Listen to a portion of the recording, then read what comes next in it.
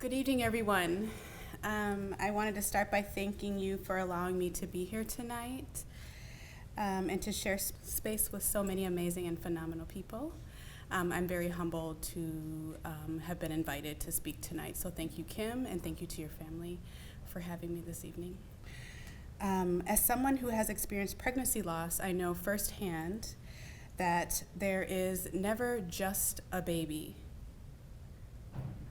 Babies alone do not exist.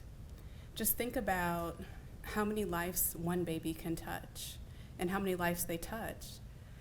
And we know that one loss is a loss too many. Their journeys have ripple effects throughout our lives, throughout our families' lives, and throughout society.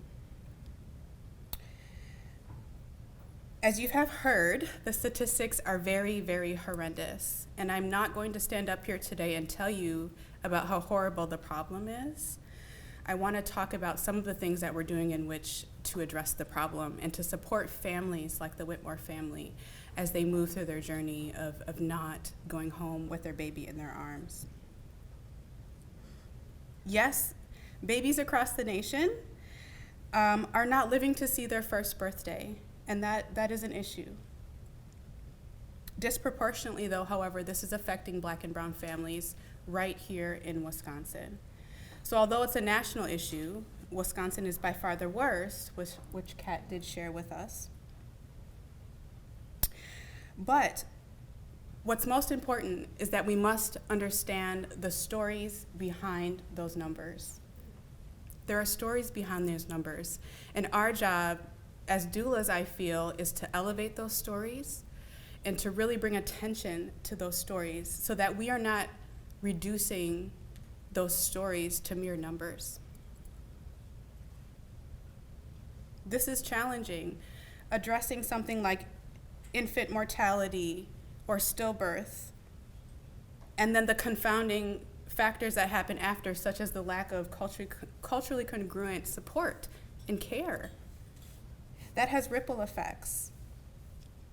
And so that in and of itself was a very huge piece of the pie that really led Harambee Village to its existence. We were tired of talking about how horrible the issues are and how many babies we're not bringing home every year. We wanted to do something about that. And so as doulas, we really felt as though we could position ourselves to really affect true change and support families in a more holistic way.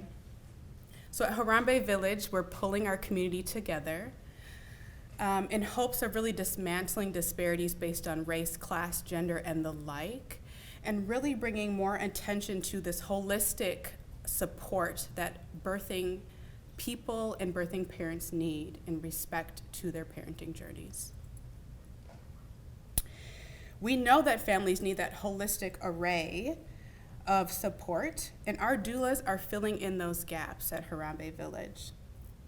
We learned very quickly that there are social and emotional needs that are not being met in our healthcare system, but in particularly for families of color.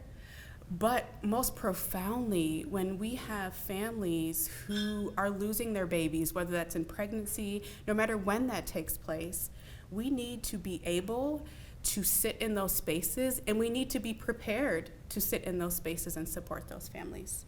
So we learned that very early on at Harambee Village, and we made a commitment to our families that we will wrap our arms around every single family who has a loss, and we will make sure that our doulas, when they go in to meet with a client, that they're ready to be able to be in that raw space with families, regardless of whether their baby goes home with them or not.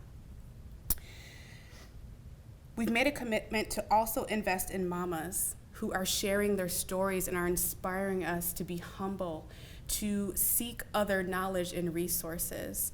And we want to lift them up and elevate them as they have changed us as doulas, as professionals, and as mothers.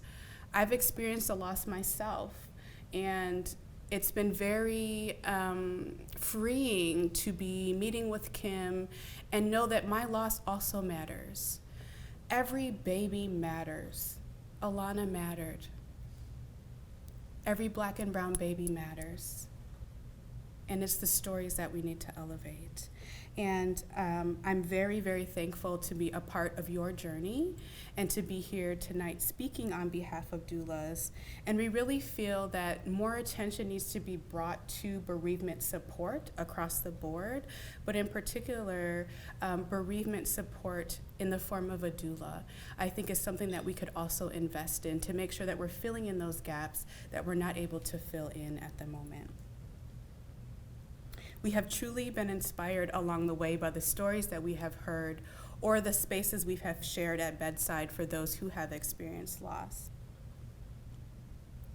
It's inspiring and humble to see the resiliency in the room and the resiliency in the families that we work with. And